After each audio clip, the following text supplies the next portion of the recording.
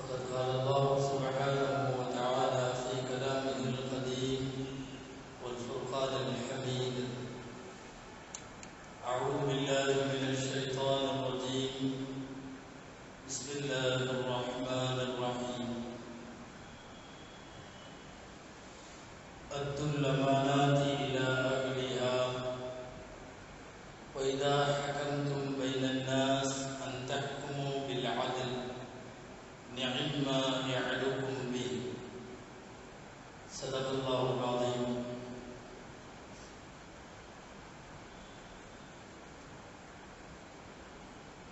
எல்லா புகழும் அல்லாஹ் ஜல்ல ஷானுஹு தஆலா ஒருவனுக்கே உரித்தாகும்.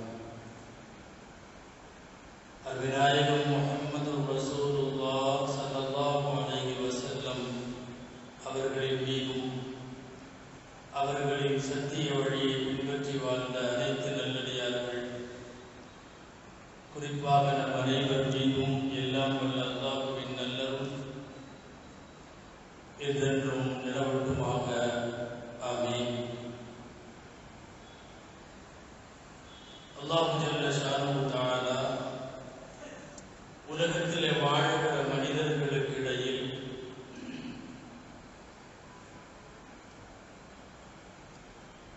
அவர்கள் வாழும் கூட்டு வாழ்வில் அவர்களுக்கிடையிலே அரசுகளை தேர்வு செய்கிறான், ஆட்சியாளர்களை தேர்வு செய்கிறான். ஆட்சி செய்ய வேண்டிய அமைப்பை குறித்து குர்ஆனிலும் ஹதீஸிலும் வரையறுத்து தரப்பட்டிருக்கிறது.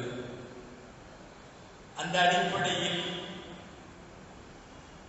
இஸ்லாமிய நெறிகள் நியதிகளின்படி ஒரு அரசு அமையுமானால் அந்த அரசுகளுக்கான இலக்கணம், ஆட்சியாளருக்கான இலக்கணம், குடிமக்களுக்கான உரிமைகள் கடமைகள், இவைகள் எல்லாவற்றையும் மிக தெளிவாக இஸ்லாம் தன்னுடைய அரசியல் அதிகார விளக்கங்களுக்கு கீழ் இந்த விஷயங்களை எல்லாம் சொல்லித் தருகிறது.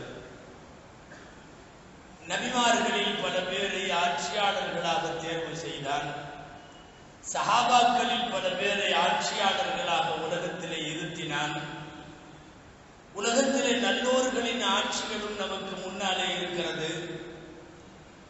குடிமக்களை கண்டுகொள்ளாமல் கோலோச்சிய கொடுங்கோல் மன்னர்களை குறித்த ஆட்சி விவரங்கள் எல்லாம் கூட நமக்கு முன்னாலே குர்ஆன் ஹதீஸின் வாயிலாக தெளிவாக தரப்பட்டிருக்கிறது. அந்த அடிப்படையில் ஒரு இஸ்லாத்தினுடைய அரசியல் அமைப்பு என்பது என்னென்ன அம்சங்களை எல்லாம் கொண்டிருக்கிறது என்பதனை இந்த வாரம் இந்த நாடு தன்னுடைய குடியரசு தினத்தை கொண்டாடுகிற இந்த நேரத்தில் ஒரு குடியரசின் அம்சம் என்ன, இஸ்லாத்தின் அதற்கான வரையறைகள் என்ன என்பது குறித்தெல்லாம் நாம் சிந்திக்க வேண்டும். மக்களுக்காக ஆட்சி பொறுப்பேற்கக்கூடிய ஒரு அரசன் தங்களை எப்படி நடத்த வேண்டும் என்று மக்களே முடிவு செய்தால் அதற்கு பெயர் தான் குடியரசு. இல்லை, நாட்டு மக்கள் எல்லாம் எப்படி இருக்க வேண்டும் என்று நானே முடிவு செய்வேன் என்று அரசன் சொன்னால் அதற்கு பெயர் முடியாட்சி அல்லது மன்னராட்சி. அரசனின் விருப்பிற்கும் வெறுப்பிற்கும் ஏற்றாற் போல நாடு தன்னை வளைத்துக் கொள்ள வேண்டும், அது மன்னராட்சி. இஸ்லாத்தில் அவ்வளவாக அது உடன்பாடானதும் அல்ல. மக்கள் விருப்பத்திற்கேற்ப ஆட்சியாளர் இருக்க வேண்டும். அவன் எப்படி ஆட்சி செய்ய வேண்டும் என்பதை தீர்மானிக்கிற இடத்தில் மக்கள் இருக்க வேண்டும், அரசன் இருக்கக்கூடாது. ஆனால் உலகம் முழுக்க மன்னராட்சியினுடைய பல்வேறு அவலங்களில் முக்கியமானது என்னவென்றால், அரசனுக்கு பிடித்ததெல்லாம் மக்களுக்கு பிடிக்க வேண்டும், அரசனுக்கு பிடிக்காததெல்லாம் மக்களுக்கும் பிடிக்காமல் போக வேண்டும். இது மன்னராட்சி முறை. இது ஒரு நல்ல குடியாட்சி அல்ல. ஆட்சி முறை என்பதும் அரசியல் என்பதும் தள்ளி நிற்க வேண்டிய விஷயமும் அல்ல. எந்த ஒரு சமுதாயமும் தன்னுடைய உரிமைகளை வென்றெடுப்பதற்காக வேண்டி ஆட்சியில பங்கெடுத்தல், அரசியலில் அங்கம் வகித்தல் உள்ளிட்டவை கூட இந்த மார்க்கத்தில் வழிகாட்டுதலாக தரப்பட்டிருக்கிறது. திருக்குர்ஆனில் சீர்மிகு ஆட்சிகளை தந்த தாவூத் அலைஹிஸ்ஸலாம், சுலைமான் அலைஹிஸ்ஸலாம் இருவரும் ஆட்சியாளர்களும் அவர்கள் சந்தித்த பல்வேறு விதமான பிரச்சனைகளும் திருக்குர்ஆனில் வருகிறது. எகிப்து தேசத்திற்கு என்னை அரசராக நியமியுங்கள் என்று கேட்டு பெற்றார்கள் யூசுப் அலைஹிஸ்ஸலாம். மிகவும் சரியாக ஆட்சி முறையை நிறுவினார்கள். அழகான ஒரு ஆட்சிக்கு உதாரணமாய் சூரா யூசுப் இன்றைக்கும் திருக்குர்ஆனிலே விளங்கிக் கொண்டிருக்கிறது. ஆட்சியை குறித்து அது கேட்டு வேண்டும் என்று பெறுகிற போது சுலைமான் அலைஹிஸ்ஸலாம் கேட்ட துஆ குர்ஆனிலே இருக்கிறது. ரப்பி ஹப்லி முல்கன் லா யன்பகி லி அஹதின் மின் பஅதி இன்னக அன்தல் வஹ்ஹாப். யா அல்லாஹ், எனக்கு பின்னால் யாருக்கும் தர முடியாத, தராத ஒரு மிகப்பெரிய ஆட்சியை எனக்கு தர வேண்டும் என்று கேட்டு அவ்வாறே அவர்களுக்கு வழங்கப்பட்டதாய் குர்ஆன் சொல்லுகிறது. சரி, இதுவெல்லாம் முந்தைய நபிமார்களில் யார் யாரெல்லாம் ஆட்சியாளராக இருந்தார்கள் என்கிற வரலாறு. நம்முடைய வழிகாட்டியும் முன்னோடியுமாயிருக்கிற அருமைநாயகம் ஸல்லல்லாஹு அலைஹி வஸல்லம் ஆட்சி பொறுப்பை, அரசியல் அதிகாரத்தை இதையெல்லாம் துவக்கத்திலே கேட்காமல் தான் இருந்தார்கள். ஆனால் ஒரு 13 வருஷ காலம் மார்க்க பிரச்சாரத்தை கையில் எடுத்து கடுமையான அடி வாங்கி தாக்குதலுக்குள்ளாகி ஒரு கட்டத்தில் ஊரை விட்டு ஒரு சிறுபான்மை சமூகம் விரட்டப்படுகிற போது நபிகள் நாயகம் ஸல்லல்லாஹு அலைஹி வஸல்லம் ஹிஜ்ரத்திற்கு போகிற வழியில் தான் அதுவரை கேட்காத அந்த துஆவை கேட்டார்கள். துஆ குர்ஆனிலே இருக்கிறது. வஜஅல்னி மின் லதுன்க சுல்தானன் நஸீரா, எனக்கு ஆட்சி அதிகாரத்தை கொடு. அதுவரையும் கேட்கவில்லை. 13 வருஷ காலம், சுமார் 53வது வயது வரைக்கும் இது சம்பந்தமாக ஸல்லல்லாஹு அலைஹி வஸல்லம் வாய் திறந்து கேட்கவில்லை. ஆனால் ஒரு சிறுபான்மை சமூகம் தொடர்ந்து ஒடுக்கப்படுமானால் அது சில அரசியல் அதிகாரங்களை நோக்கி நகர்ந்தால் மட்டுமே தன் இருப்பை அது தக்க வைத்துக் கொள்ள முடியும் என்கிற சூழ்நிலை வருகிற போது கேட்டே விட்டார்கள் அந்த வார்த்தையை. வஜஅல்னி மின் லதுன்க சுல்தானன் நஸீரா, யா அல்லாஹ், எனக்கு உன்னிலே இருந்து எங்களுக்கு உதவி புரியும் ஆட்சி அதிகாரத்தை கொடு என்றவர்கள் கேட்டதாக நாம் பார்க்கிறோம். பொதுவாக இஸ்லாமிய ஆட்சி முறை என்பதனுடைய ஒரு சூத்திரத்தை ஒற்றை வரியில் சொல்லுங்கள் என்று சொன்னால், இஸ்லாமிய ஆட்சி என்பது என்ன, இஸ்லாமிய ஆட்சி முறை எப்படி இருக்க வேண்டும், குர்ஆன் ஒரே வரியில் சொல்லிவிடுகிறது.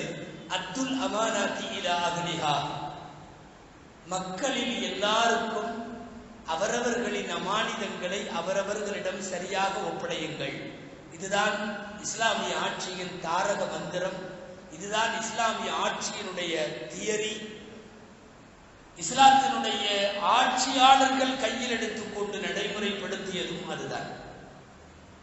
இன்றைக்கு உலகத்தில் ஆல்மோஸ்ட் இஸ்லாமிய நாடுகள் உட்பட இஸ்லாம் கூறுகிற ஆட்சி முறை முழுமையாக இல்லை. உணவு, உடை, இருக்க வீடு, கல்வி, மருத்துவம், இந்த 5ம் இலவசம் இஸ்லாமிய ஆட்சியில். இந்த 5க்கும் காசு வாங்கக்கூடாது.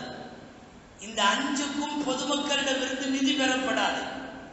உணவில்லாதவன் பைத்துல் மால் வாசலை தட்டலாம், உடையில்லாதவன் பைத்துல் மால் வாசலை தட்டலாம். இந்த 5மே இலவசமாக தரப்படுவது இஸ்லாமிய ஆட்சி முறை. ஆனால் கல்வி, மருத்துவம் எல்லாம் காசாகி போகிற உலகத்தில் அதற்கு பெயர் குடியரசு என்று சொல்லுவது அவமானம். இஸ்லாமிய குடியரசு இவைகளை எல்லாம் முழுக்க முழுக்க இலவசமாக வழங்க வேண்டும் என்று சொல்லுகிறார்.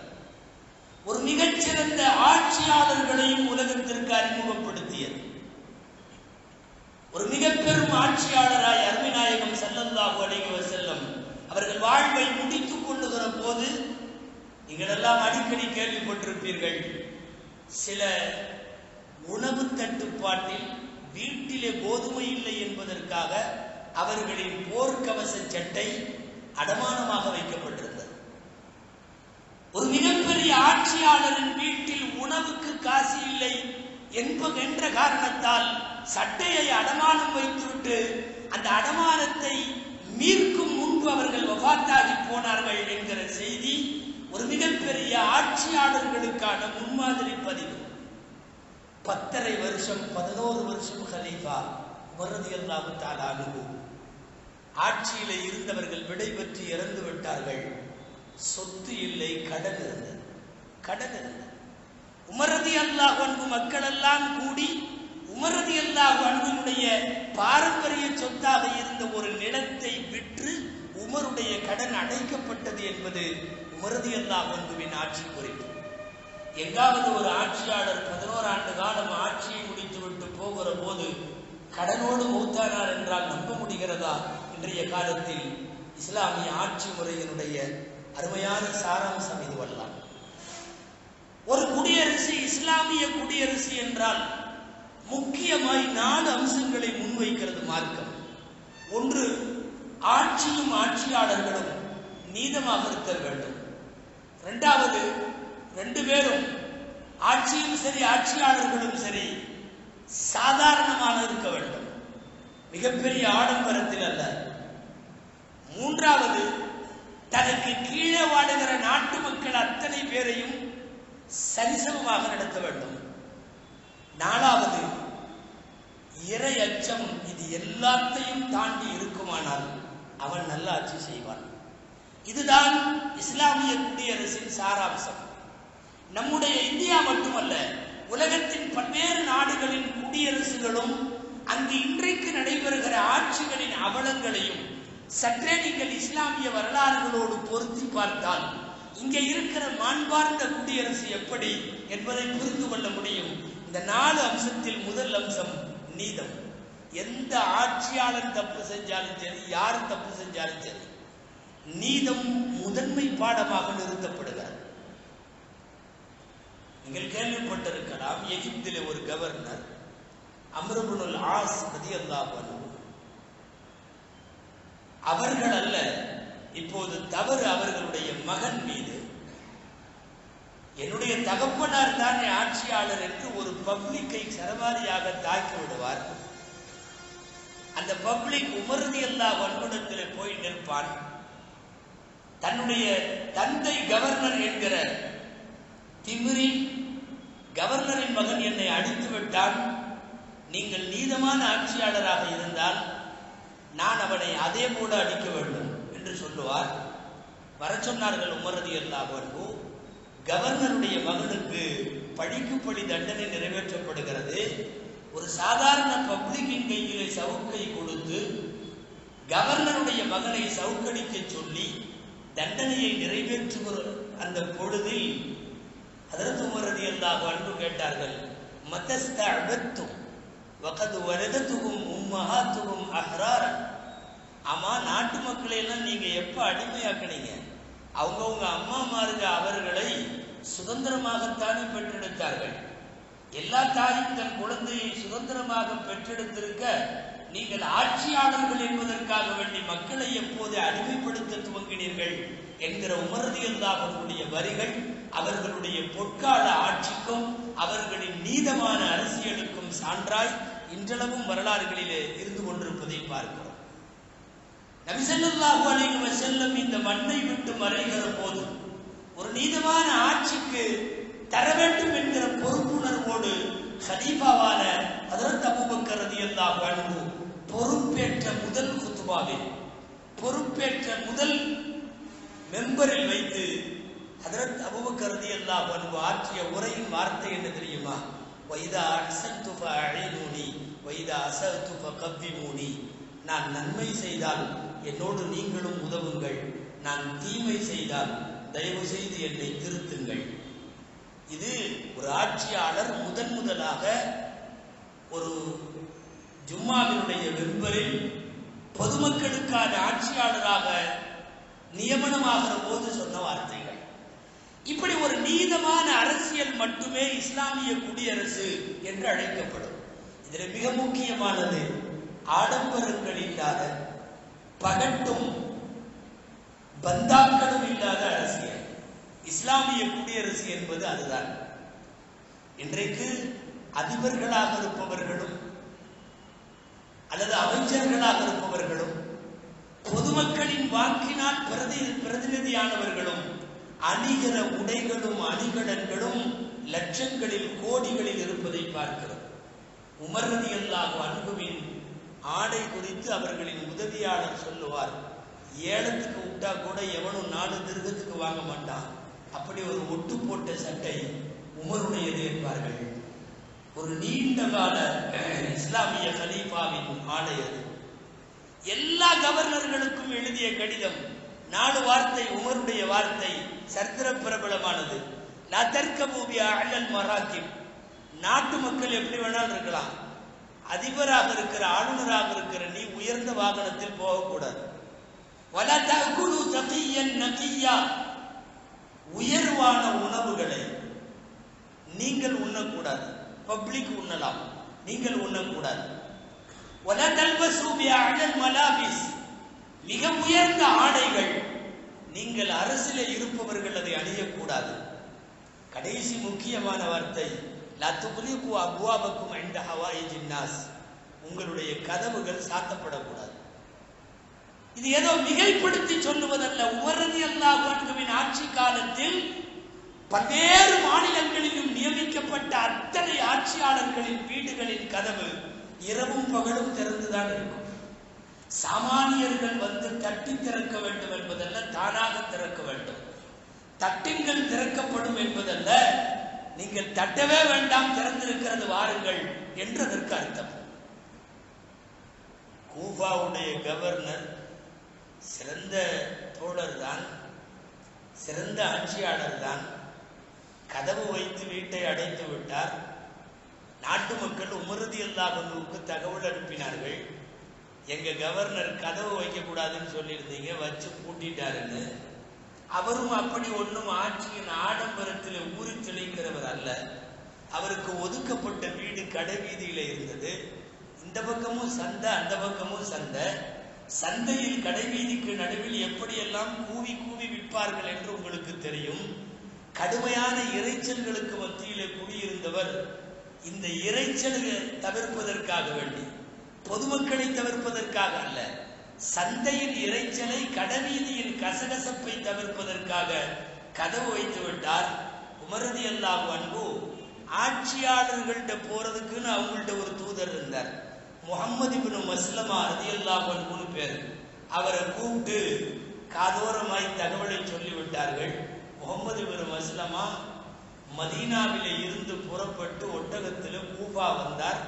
வந்தவர் ஒன்றும் யாரிடமும் பேசவில்லை, தீ வைத்து கதவை எரித்துவிட்டு போய்விட்டார். எதுவும் அங்கே நடக்கவில்லை, யாரிடமும் அனுமதி கோரவில்லை. அரசாங்கத்தினுடைய ஜனாதிபதி உமர் ரலியல்லாஹு அன்ஹுவின் உத்தரவை மீறி ஒரு ஆளுநர் கதவை அடைத்து வைத்திருக்கிறார் என்றால் என்ன பொருள்? கதவை கொடித்து விட்டு போய்விட்டார். அவ்வளவுதான் நடந்தது. ஆர்ப்பாட்டம் இல்லை, ஒண்ணும் இல்லை, எந்த விதமான கூச்சல், குழப்பம், கொக்கரிப்பு, கொந்தளிப்பு ஒண்ணுமே இல்லை. ஆட்சியாளர்களுக்கான நீதத்தினுடைய வரையறைகளை அவர்கள் சாதாரண பிரஜைகளை விடவும் கீழ்நிலையில இருப்பார்கள் என்பதை எல்லாம் நாம் பார்க்கிறோம். அதே உமர் ரலியல்லாஹு அன்ஹு அதே கடிதத்தில் ஆளுநர்களுக்கு எழுதிய வார்த்தை, இதா வகஅதும் ஃபீஹா, நீங்கள் தவறிலே ஒருவேளை நீங்கள் நிகழ்ந்து விட்டால் ஃபஅதஅது அலைக்குமுல் உகூபத, பொதுமக்களுக்கான தண்டனையை விட ஆட்சியாளர்களுக்கான தண்டனைகள் அதிகம் என்று எழுதினார்கள் ஹஜ்ரத் உமர் ரலியல்லாஹு தஆலா அன்ஹு அவர்கள். ஒரு குடியரசு என்பது நாட்டு மக்கள் எல்லோரிடத்திலேயும் இந்த நீதத்தை, இந்த சாதாரண தன்மையோடு இருக்க வேண்டும். மூணாவது இஸ்லாமிய ஆட்சியின் முக்கிய அம்சம், மூன்றாவது செய்தி, நாட்டு மக்கள் எல்லோரையும் சமமாக நடத்த வேண்டும். இந்தியாவை போல அல்ல, மதத்தால் வேறுபாடு, இனத்தால் வேறுபாடு, சமய சண்டைகளை ஊக்குவிக்கின்ற சூழ்நிலை. ஒரு அரசு குடியரசு என்பதற்கு அடையாளம் அதற்கு கீழே இருக்கிறவன் யாராக இருந்தாலும், முஸ்லிமோ கிறிஸ்தவரோ இந்துவோ எந்த சமயத்தை சார்ந்தவனாக இருந்தாலும் அவன் சரிசமமாக நடத்தப்பட வேண்டும். அது ஒரு ஆட்சியினுடைய இலக்கணம். இஸ்லாமிய அரசியல் அமைப்பிற்கு சமய சகிப்புத்தன்மை குறித்து பேசுகிற குர்ஆனுடைய வாசகம் வலா தஸுப்புல் லதீன யதுஊன மின் தூனில்லாஹ், அல்லாஹ் அல்லாத பிற தெய்வங்களை வணங்கக்கூடிய அந்த தெய்வங்களை நீங்கள் திட்ட வேண்டாம். ஒரு இஸ்லாமிய அரசா இருந்ததுன்னா அவைகளை திட்டுவது மார்க்கத்திலே உடன்பாடானதல்ல. யாராவது ஒரு சமயத்தை உங்களுக்கு பிடிக்கவில்லை, பிடிக்காமல் போகட்டும், அவனுக்கு அவன் வழி, உனக்கு உன் வழி. ஆனால் அந்த பிடிக்கவில்லை என்ற காரணத்தால் அவர்களோடு நீங்கள் நீதம் செலுத்தாமல் இருக்கக்கூடாது. வலா யஜ்ரிமன்னகும் ஷனஆனு கௌமின் அலா அல்லா தஅதிலு, இது குர்ஆனுடைய வாசகம். ஒரு கூட்டத்தாரின் மீது நீங்கள் கொண்ட பகை நீதம் செலுத்தாமல் இருக்க உங்களை தூண்டிவிட வேண்டாம். அப்ப நாட்டு மக்கள் கீழே இருக்கிற எல்லாம் சரிசமமா நடத்தப்பட வேண்டும். இந்த விஷயத்திலே உலகத்திற்கே சொல்லுவதற்கு அந்த ஒரு வரி போதும். ஸல்லல்லாஹு அலைஹி வஸல்லம் சொன்னார்கள் அல்லவா, எனது மகள் ஃபாத்திமா திருடினாலும் கையை வெட்டுவேன். இஸ்லாமிய பாலிடிக்ஸ்னா என்ன, இஸ்லாமிக்ல கான்ஸ்டிடியூஷன்னா என்ன, யார் கேட்டாலும் இந்த ஒரு வரிதான் பதில். அன்றைக்கு திருடி விட்டது ஒரு உயர்ந்த குல பெண்மணி. கையை வெட்ட வேண்டும் என்பது மார்க்க சட்டம், யாருக்கும் பிரியம் இல்லை. காரணம், அப்படி ஒரு விஐபி ஃபேமிலி, மஹ்சூமியா கோத்திரத்தை சார்ந்த ஃபேமிலி. விஐபி ஃபேமிலியில இருந்து ஒரு இளம்பெண்ணின் கையை துண்டிப்பதென்றால் அது இஸ்லாத்திற்கு எதிர்மறையான விளைவுகளை அடுத்தடுத்த நகர்வுகளில் ஏற்படுத்திவிடும் என்ற காரணத்தால் எல்லாம் கூடி முடிவு செஞ்சாங்க. எந்த அளவுக்குன்னா சஹாபாக்களே கையை வெட்ட வேணாங்கிற மாதிரி ஒரு முடிவுல இருந்தாங்க. சரி, ஸல்லல்லாஹு அலைஹி வஸல்லத்துக்கு பேசணும், கையை வெட்ட வேணாம்னு சொல்லணும். எல்லாருமெல்லாம் போய் சொன்னா தப்புன்னு திட்டிடுவாங்க. ரசூலுல்லாஹ்ட்ட சொல்றதுக்கு யாராவது பக்குவமா சொல்லணும். என்ன செய்யலாம்னு முடிவு பண்ணி அவங்களா பேசி முடிச்சாங்க. உசாமாவை அனுப்பிச்சுடுவோம். நபி ஸல்லல்லாஹு அலைஹி வஸல்லமுடைய செல்ல பிள்ளை, ரசூலின் மடியிலே வளர்ந்த பிள்ளை. உசாமா என்ன சொன்னாலும் நாயகம் தட்ட மாட்டார்கள் அவர்களுடைய ஆசைகளை. எனவே உசாமாவை அனுப்பி வைப்போம் என்று அனுப்பி வைக்க, உசாமா வந்தும் கூட தயங்கி தயங்கித்தான் அவர் துவங்கினார். இந்த மாதிரி உயர் குடும்பத்திலே பெண்ணொருத்தி திருடி விட்டாலே தண்டனையை நீங்கள் நிறைவேற்றப் போவதாக வெளியில பேசிக் கொள்ளுகிறார்கள் அப்படின்னு பேச ஆரம்பிச்சு, தவிர்க்கலாமே என்று ஒரு வேண்டுகோளாய் முன்வைத்ததுதான் தாமதம். கண்ணம் சிவக்கிற அளவுக்கு கோபம் வந்து நாயகம் சொன்னார்கள், அத்தஷ்ஃபஉ ஃபீ ஹத்தின் மின் ஹுதூதில்லாஹ், உசாமா நீ அல்லாஹ்வுடைய தண்டனைகள்ல ஒரு தண்டனையிலேயே சிபாரிசு பண்ற அளவுக்கு வந்துட்டியா? அதுலயா வந்து சிபாரிசு பண்ற? முன்னாடி இருந்தவங்க எல்லாம் நாசமா போனதுக்கு என்ன காரணம் தெரியுமா? ஃபைதா சரக ஃபீஹிமு ஷரீஃபு தரக்கூஹு, உயர்ந்தவன் திருடி விட்டால் விட்டு விடுவார்கள். வைதா சரக ஃபீஹிமு தஈஃபு அகாமு அலைஹில் ஹத், பலவீனமானவன் திருடி விட்டால் அவன் மீது ஹத்தை, அவன் மீது தண்டனையை நிறைவேற்றுவார்கள். இதனால் தான் முன்னோர்கள் நாசமானார்கள். நீ என்னிடத்திலேயும் வந்து இப்படி சிபாரிசு செய்கிறாயான்னு உசாமாவிடத்திலேயே கோபம் கொப்பளிக்க கனன்ற வார்த்தைகளை சொல்லிவிட்டு அப்போது சொன்னதுதான் இந்த பொன்னெழுத்துக்களால் பொறிக்கப்படுகிற வார்த்தை, எனது மகள் ஃபாத்திமா திருடினாலும் நான் கையை வெட்டுவேன். ஒரு குடியரசு, ஒரு ஒரு ஒரு நாடு, ரிபப்ளிக் கண்ட்ரி எந்த மாதிரியான சமத்துவத்தோடு இருக்க வேண்டும் என்பதற்கான அரசியல் அடிச்சுவட்டு பாடத்தை நாம் இங்கே பார்க்கலாம். நீங்கள் உலக வரலாற்றை எங்க வேணாலும் படிங்க. முஸ்லிம்களை பொறுத்தவரை அவர்கள் அரசாண்ட காலங்களில் இந்த சமத்துவம் நிச்சயமாக கடைபிடிக்கப்பட்டிருக்கிறது. உலக வரலாறுல கிட்டத்தட்ட 1400 1500 வருஷத்தை தொட போறோம் முஸ்லிம்கள். நாம ரொம்ப அதிகமா ஆட்சி செஞ்சதுன்னு பார்த்தா 2 இடம் தான். ஒன்னு ஸ்பெயின்ல 800 வருஷம், இன்னொன்னு இந்தியாவிலே சுமார் 800 வருஷம், 760 வருஷம். இந்த 2 இடத்துல தான் முஸ்லிம்கள் நீண்ட காலம் ஆட்சியில இருந்திருக்கிறார்கள். இந்த நீண்ட கால ஆட்சியில் ஸ்பெயினாகட்டும் இந்தியாவாகட்டும், இந்தியாவில் இருக்கிற இந்துக்கள் அத்தனை பேரையும் எங்க மதத்துக்கு இது பண்ணுங்கன்னு சொல்லி நாம கட்டாயப்படுத்தல எந்த மதத்தையும். ஸ்பெயினிலே வாழ்ந்த கிறிஸ்தவர்கள் ஏராளமான பேர் 800 வருஷத்துல எந்த கிறிஸ்தவனையும் எங்கள் மார்க்க சட்டங்களை ஏற்று வாழுமாறு அவர்களை நிர்பந்திக்கவில்லை.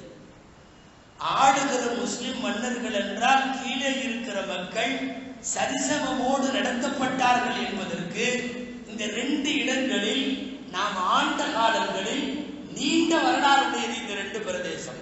800 வருஷம் அந்த தவறை செய்யவில்லை.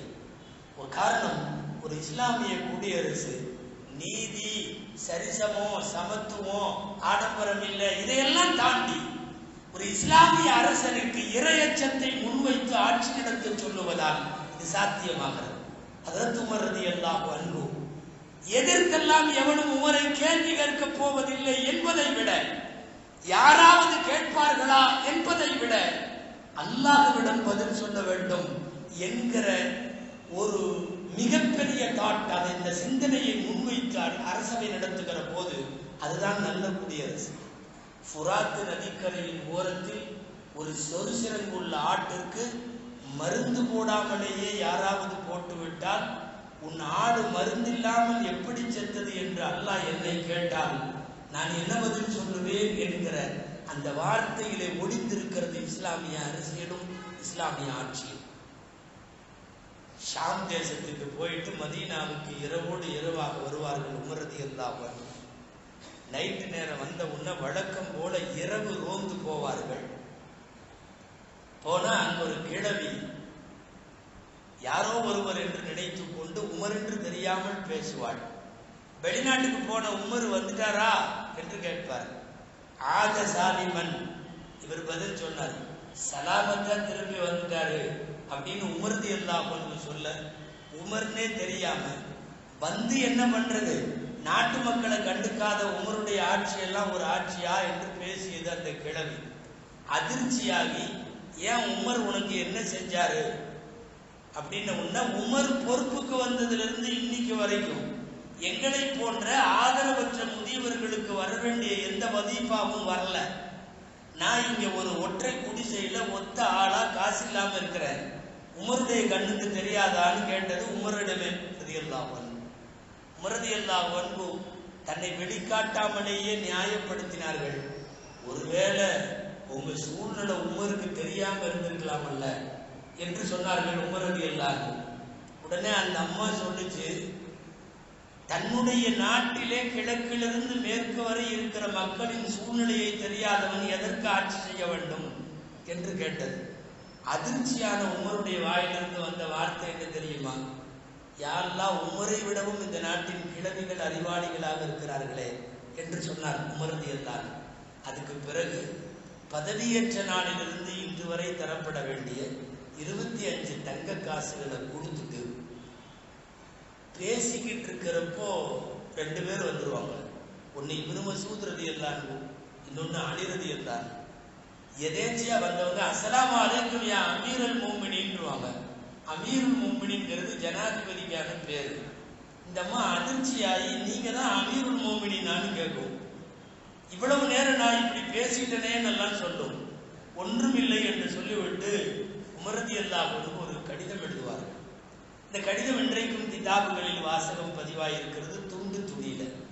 பிஸ்மில்லாஹிர் ரஹ்மானிர் ரஹீம், ஹாதா மஷ்தராஹு மின் உமர் இலா ஃபுலானா. இந்த கடிதம் கலீஃபா உமரிடமிருந்து இந்த பெண்மணிக்கு எழுதி தரப்படுகிறது. 25 தீனார்கள் இன்றைய தினம் கொடுக்கப்பட்டு விட்டது, தங்க காசுகள். ஃபமா ததா அலைஹி இந்த வகூஃபிஹி பில் மஹ்ஷரி பைன யதையில்லாஹ். இந்த பெண் நாளை மஹ்ஷரில் அல்லாஹ்விடத்தில் உமர் நிற்கிற போது உமருக்கு எதிராக எதுவும் பேசக்கூடாது என்று இந்த பெண்ணுக்கு எழுதி தரப்படுகிறது. ஷஹிதா அலைஹி அலியின் இப்னு மஸ்ஊத், சாட்சி கையெழுத்து 2 பேர் போடுகிறார்கள். இப்னு மஸ்ஊத் ரலியல்லாஹு அன்ஹு அவர்களும் அலி ரலியல்லாஹு அன்ஹு அவர்களும் போட்டுவிட்டு மகனிடத்திலே கடிதத்தை கொடுத்த உமர் ரலியல்லாஹு அன்ஹு சொன்னார்கள், இஜஅலு ஃபீ கஃபனி ஹத்தா அல்கா பிஹா ரப்பா. என் கஃபன் மௌத்தான உடனே அந்த கஃபன்ல இந்த துணியை வச்சிருங்க. என் ஆட்சியில் ஒரு ஓலை குடிசையின் மூளை முடுக்கில் வாழுகிற கிழவிக்கு கூட நான் சரியாகத்தான் ஆட்சி நடத்தினேன் என்பதை ரப்பிடத்திலே நான் எடுத்து சொல்லுகிற பத்திரமா எனக்கு இருக்கட்டும், என் கஃபனோடு வைத்து விடுங்கள் என்றார்கள். உமரின் துணியில் எழுதப்பட்ட சீட்டு என்பது உலக பிரபலமான நீதிமான்கள் எல்லோராலும் முன்மொழியப்படக்கூடிய இறையச்சத்தை முன்வைத்த ஆட்சி.